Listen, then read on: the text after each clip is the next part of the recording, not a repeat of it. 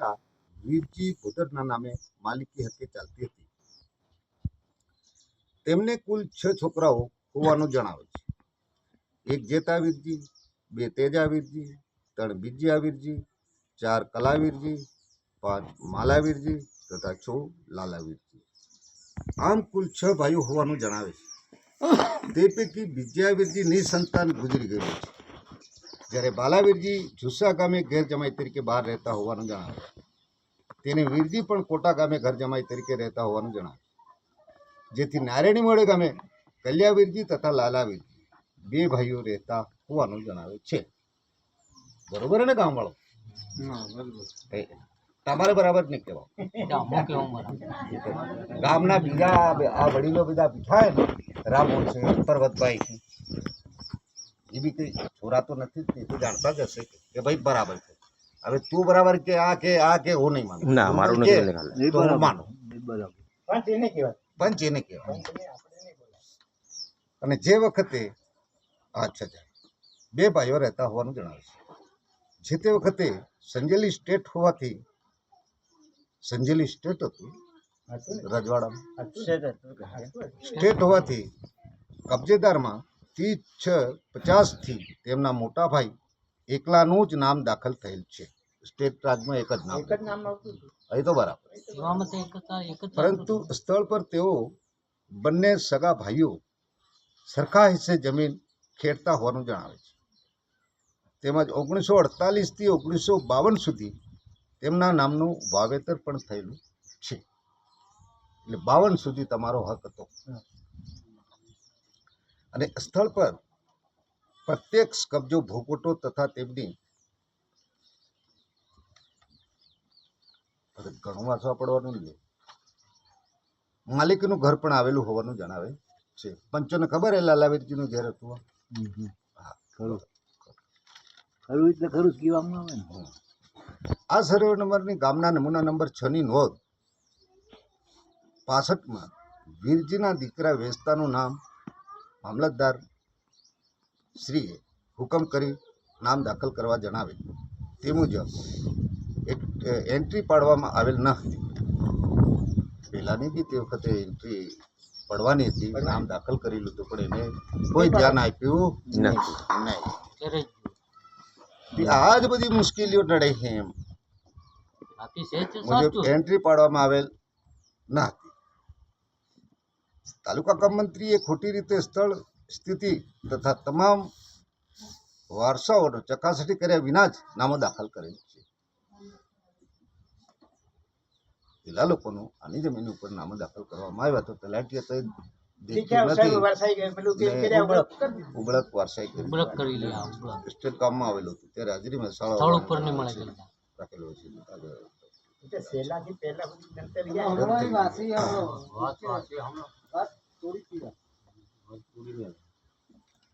જે ગેરવ્યાજબી આ દાવો દાખલ કરેલ છે, જે ગેરવ્યાજબી છે, જેવી ગામે પાડેલ નોંધ વાંધાવાળી રદ થવી જોઈએ તેમ જણાવે. સામાવાળાના વિધાન વકીલશ્રીએ જણાવ્યું કે સદરુ અપીલ લિમિટેશન એક્ટ હેઠળ પ્રથમ દર્શનીય રીતે રદ થવાને પાત્ર છે.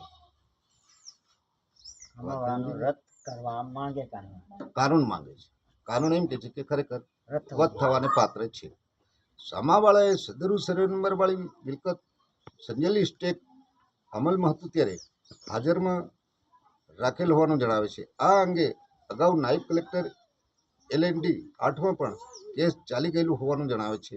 તેમજ આ અંગે ઝાલોદ સિવિલ જ્યુડિશિયલ સાહેબની કોર્ટમાં દિન 12/2000 ચાલતો કેસ હોવાનું જણાવે છે. તેમના પિતા મૂળ લીમખેડા તાલુકાના મેથડ ગામના વતની હતા અને કલ્યાવીરજી સંજેલી સ્ટેટમાં પોસ્ટમેન તરીકેનું કામ કરતા હોવાથી વાંધાવાળી જમીન હરાજીથી વેચાણ રાખેલ હોવાનું જણાવી તેમાં અરજદારોનો કોઈ લાગ ભાગ કે હક હિસ્સો નહીં હોવાનું જણાવે છે. પેલા હામાવાળા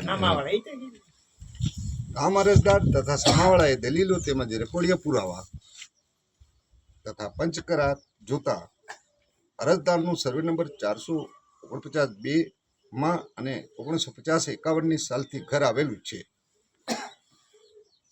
મતલબ 449 2 નંબર હા આ હા જૂના ઘરવાળો અને પેલો નીચેવાળો પટ્ટો એક. યસ. હવે મને હમણાં ખબર પડે ભાઈ આવું તમારે જમીન ઉપર ઘર આવેલું છે. તેમજ આજ દિન સુધી સ્થળ પર પ્રત્યક્ષ કબજો ભોગવટો હોવાનું પંચોએ કબૂલ કરેલ હોવાનું જણાવે છે. મતલબ પંચોએ કબૂલ કરી કે આજે આ પંચ બેઠી જઈને કહે છે કે ખરેખર લાલા વિદ્યુતનું ઘર આ જગ્યાએ છે. તેમજ સામાવાળાએ હક અરજદાર તથા સામાવાળા સગાઓ થાય છે. સ્ટેટ વખતે મોટાભાઈનું નામ કબજેદારમાં દાખલ કરવામાં આવતું હતું. આ બી પુરાવો રજૂ કરે છે કે સ્ટેટ વખતમાં એક જ માણસને નામે જમીન ચાલતી હતી.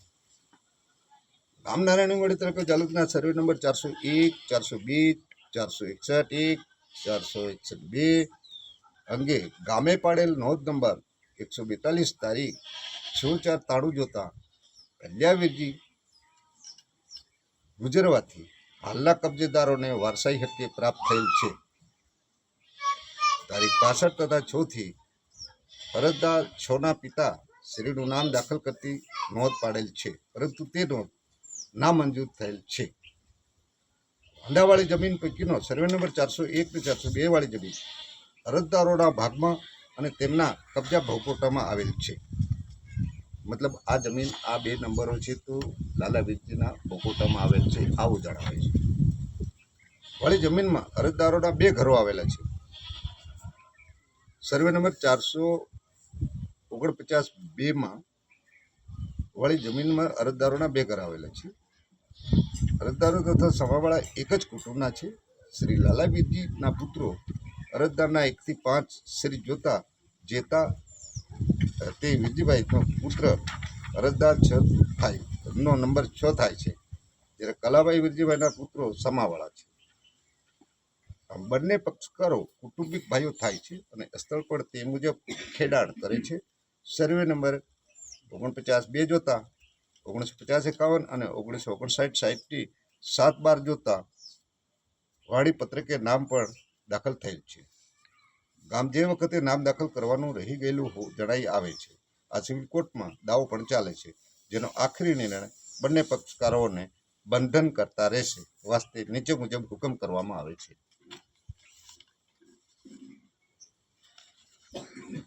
હવે આ બધું થતા હા તો હુકમ એમાં એ રહ્યો હુકમ આમાં બી છે. એમાં હુકમ અમારો હુકમ હે હા તે હુકમ આ મતલબ પેલી મિલ્યો હુકમ જ વાંચવાનો છે. એમાં એ અમારો હુકમ પાછળના પાને એ હુકમ કરવામાં આવે આગો. હા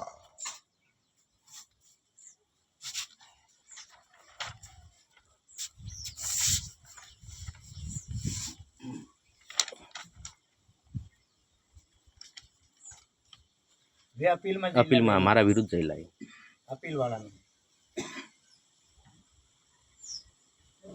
અપીલ ઈ ગયા હતા એને ઈ ગયા અમારા ઉપર પેલા ગયા હતા તો એમાં તો તમારે નામ દાખલ કરવાનો હુકમ કરે છે. આમાં કરે તે આમાં કરે છે આમાં બધું કેન્સલ કરી નાખે એમ એ નામ કરવાના એના પ્રમાણે આના નામ હતા ને એ આ નામ હુકમ અપીલમાં ગયા એટલે પુરાવો કોઈ કરી શક્યા નથી. અપીલમાં લાલા વિજયનું નામ નિશાન નથી પુરાવાનું થઈ ગયું છે. હાજર કયા રહ્યા નહીં, 2 પાર્ટીના કોઈ મુદત પડતા કોઈ હાજર નહીં રહ્યું. એટલે પછી પેલો રીતે ઈ થાય કે અમારા આની પર આવે કે જીતી લાઈ નહીં ના તમે મારી વાત કાકાને સાંભળો તમે કહો તમારી રામલીલા મને ખબર. હા હું કઈ ગાંડો નથી, હું વકીલનો બાપ છું. વાસીથી વાત ખબર પડી જાય એટલે હું તમને જે કહું એ વાત. હવે આ તમારી આ દલીલો આ બધી સાંભળતા તમને હુકમ કરવામાં આવે કે અરજદાર શ્રીની અપીલ મંજૂર રાખી મોજે નારાયણવાડી તાલુકે જાલોદના સર્વે નંબર 401, 400 નંબર 2માં અરજદારોના નામ દાખલ કરવા હુકમ કરવામાં આવે છે. પક્ષકારોને હુકમની જાણ કરવી. આ તારીખ 3 મે ઓગસ્ટ 2001ના રોજ મારી કોર્ટનો સહી સિક્કો કરી આપ્યો છે. તમામ પક્ષકારો તરફ નકલના મામલતદાર શ્રી જાલોદ તરફથી જાણ તથા અમલ કરવા સારું. હવે મારું એમ કેવું છે, આ તો તમને તે હુકમ તો થઈ થઈ ગયો બરોબર. ચાલો હાલો પકડો. એ તમારી કાંઈ રાખો મને પેલા કે કાગળ પાછો હું આલી પાછો મેં દીધું ને એમ થાય એટલે ના પછી મેં અચ્છા હવે હા વાત સાચી, એટલે બધાને જાણ થાય. હા આલી મને કાગળ હુકમ થયો હા હમણો હુકમ થયો બરાબર. આ તો તમને હુકમ થયો, પરંતુ આના હુકમ ઉપર અપીલમાં કોણ ગયું? સામાવાળા. સામાવાળા. યસ. તો હું તમને એ કહેવા, તમે મને કબૂલી નથી આલો. હવે એ જો અપીલમાં ગયા તેનો કોર્ટનો શું હુકમ છે? હા હા એ હુકમ. એ આગો એમ એ તો હું સમજુ જ છું, એટલો તો કાંડો નથી. તો જ્યારે એ લોકો અપીલમાં ગયા તો ત્યાં જો હે એ રાય આતું રજીસ્ટ્રેશન નંબર અને વકીલ આતો છે અને કઈ કોર્ટ છે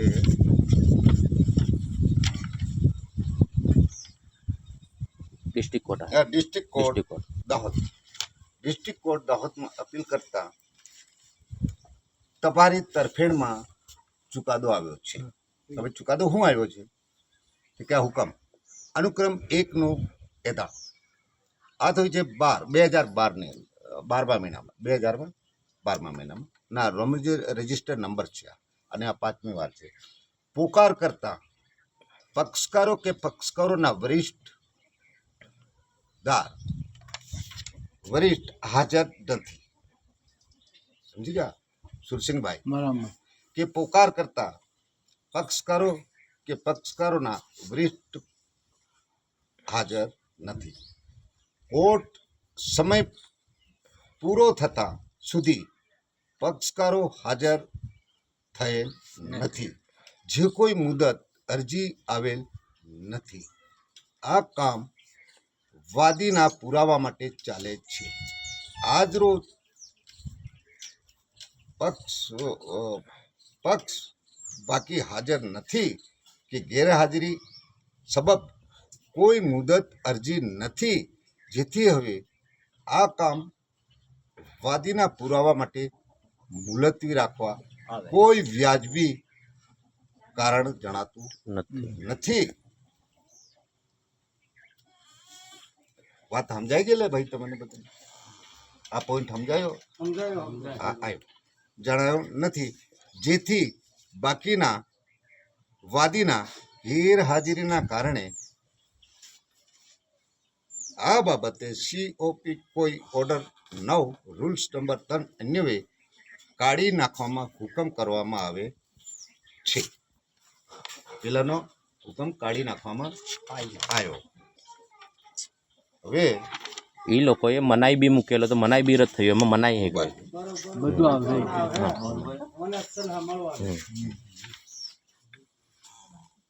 ત્રણ અન્યએ કાઢી નાખવા હુકમ કરવામાં આવેલ છે. તો મતલબ તો એ છે કે કાઢી નાખવામાં આવ્યો અને જે આ હુકમ થયો એ સત્ય છે. એ જ છે. બિલકુલ સત્ય. હવે પણ આ પછી આ કોર્ટ શું કહેવામાં આવે? મેં તો નામ આલ્યું છે.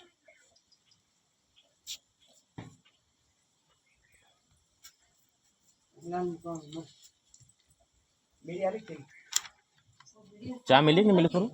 ચાલો હમણાં અવાજ બધા બંધ કરો યાર.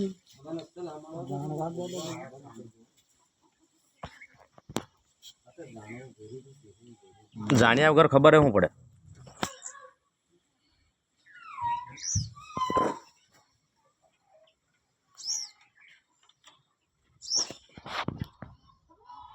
પહેલામાં મને કોપી આલી હતી એની અંદર